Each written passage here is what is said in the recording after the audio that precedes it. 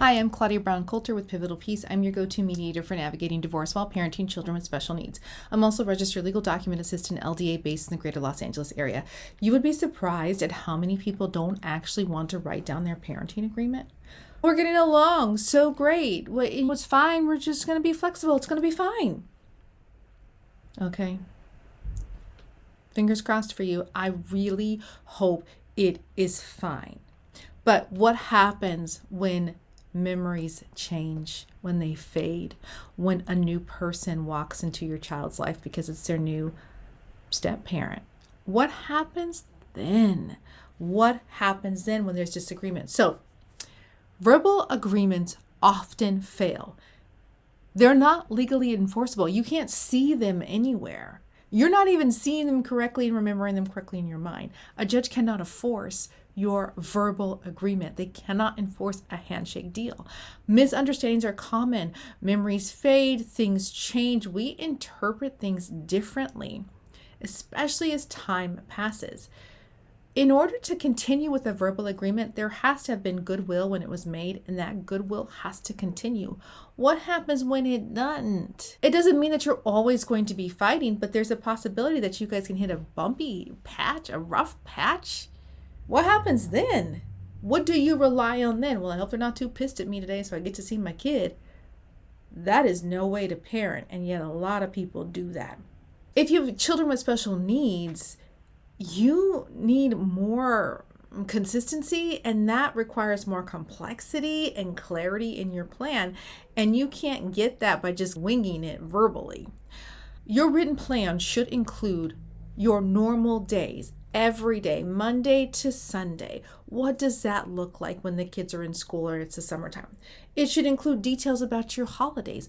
Who are they spending it with and on what years? It should include details about vacations, like, are they going to take a vacation? How long can they be away from the other parent? Who has decision-making authority when it comes to their religious upbringing, or when it comes to their education needs or their medical needs? How are parents going to be communicating with one another, especially when there's disagreements? Now, a lot of times if you are a couple who aren't getting along in court, the court's going to recommend some sort of co-parenting app, and that's all fine and good, but it's hard to live on them your whole life, because then it just becomes a trigger. It's almost every time that app notification pop up, like you get like a physical reaction, almost like a PTSD response. I know I'm not the only one. So you want to start to wean off of those things. So you need to figure out, how are you going to communicate? Some people are like, I don't ever want to communicate when I have my kids. Message me when I don't have the kids. I'm kind of like, well, if you got the kids, he's messaging you because he don't have them. And then when he have him, you gonna message him back. And also, you with your kids so much that you can't take 5 minutes to respond to a text message? I mean, maybe they just meant like when I'm at work. I don't know.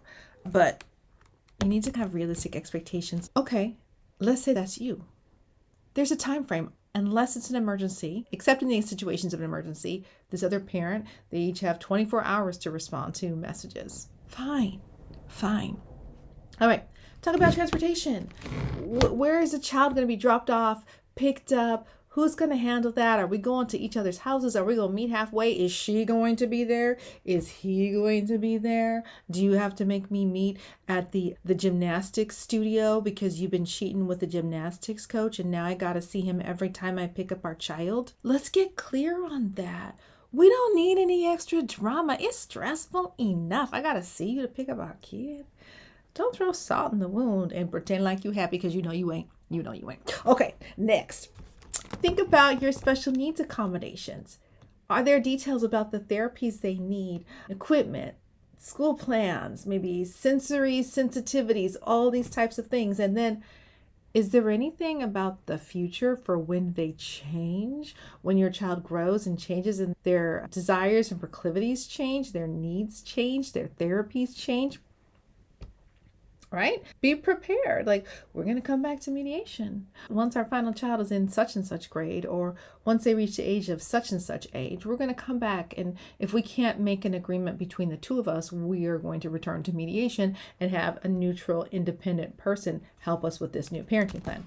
The reason why a parenting plan it's critical. It's critical.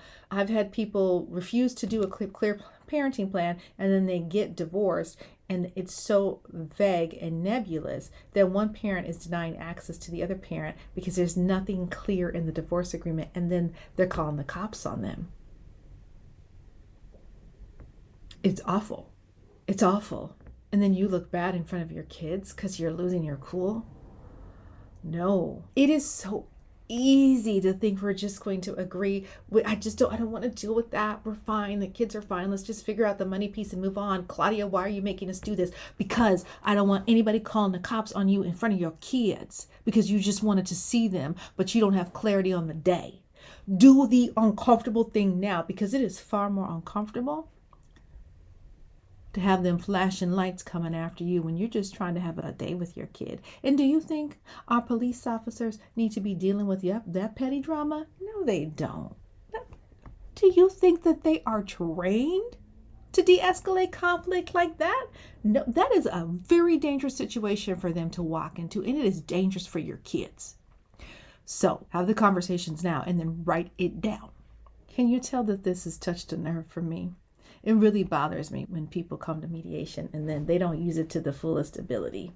You need this step. I promise you. You can't see the future. I can see the future. I can see your future because I've watched other people do this dumb stuff just like you're about to do. Can you not do that, please? Oh, you want to do it? Okay. All right. Ooh, I lose my number? Okay, great. Thanks. Bye.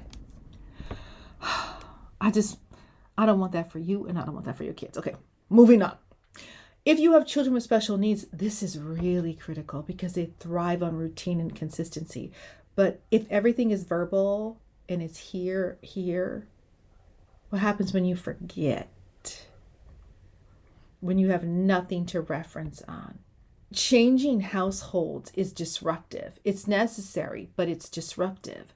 So you have to have as many routines and consistencies and things that are similar between the two houses as possible. And a written plan makes sure that you as parents are on the same page for their care plans. This is not like they got to go to bed at 8:02 every night. That is not practical. Maybe it's a mom thing, but as a mom, I'm like, can we please get in bed on time at the same time? Because I'm never guilty of letting them stay up late. But there's something about your kid has a better attitude. They do better in school the next day. They're easier to work with, to deal with, to be with if they have more sleep. That's people in general. But it's not a hill to die on. Sometimes as a mom, I want to die on that hill, but it's not worth it. Okay.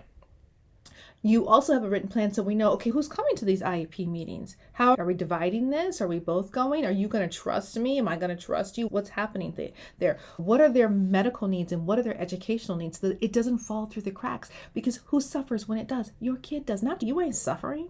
You are not suffering. You might feel bad, but you don't have the needs that they have.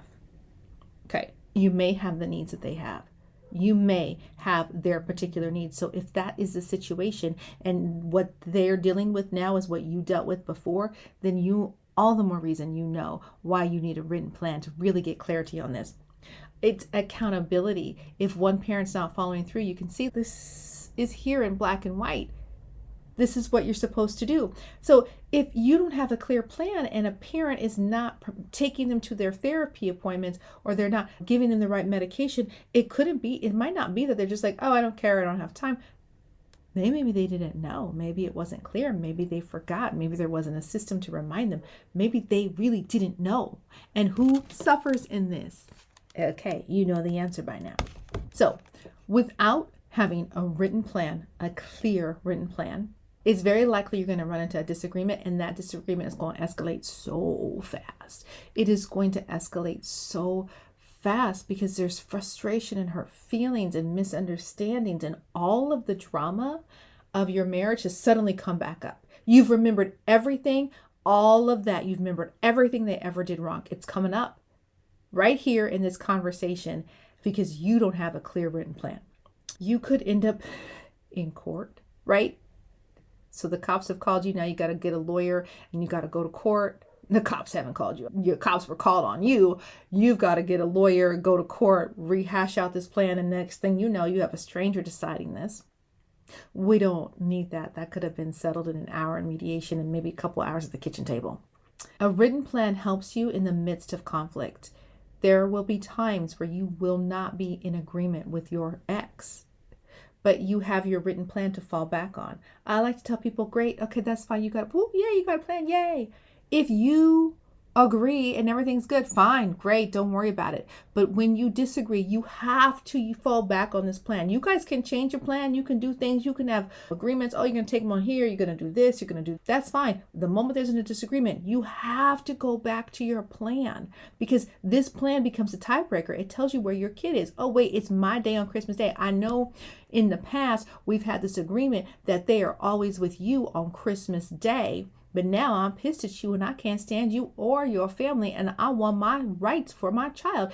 Guess who wins in that situation? Whoever's day is on that divorce decree, on that parenting plan, that written, signed, notarized document that says in odd years they're going to be with this parent. That parent wins. Although you don't really win in that situation. But you get my meaning. So you want it clear, because this document needs to be so clear that a stranger could read it and know where a kid is supposed to be when. If you go back to court, they're going to be like, why didn't you do this? Where is it? You're going to have to make one. You don't want a stranger to make one. The best way to prevent future conflict is to think about that future conflict and prepare for it. And you do that by having a very clear parenting plan. You do the hard work now. It's exercising now or having triple bypass surgery. It's eating right now or having surgery 20 years from now. Which one is worse? It's hard right now. That, you might die from that. So you want to have these hard conversations now with the support of a trained professional who can walk you through this process and help you think about these scenarios and help you go, oh, I had a couple do this and I had a couple do this, and these parents, they chose to do this. And they can help you generate ideas so that you can craft a plan that is really fully customized for you, your ex, and your beautiful children, your family. The less conflict you have, the better it is going to be for your child. They're going to be a child from a divorced home, but it's not going to feel like it because their parents can get along and they can meet events together. It's okay. That's what you want for your child. And that is what having a detailed plan can do. So how can I help you? First of all, I'm a registered legal document assistant. So if you got a plan, we can get it filed with the court. But more importantly, I'm a mediator. I can help walk you through that plan. I'm a trained co-parenting coach. I can help you walk through this plan to think about the needs of your kids so that you can have a really clear agreement. And guess what? The kids win, but you win too because you have more peace in your life. There is nothing better than that. So go off into your Friday thinking about, okay, yes, let's do this because I want more peace in my life. Enjoy your Friday and have a peaceful weekend and have a peaceful post-divorce life. I'll see you next week.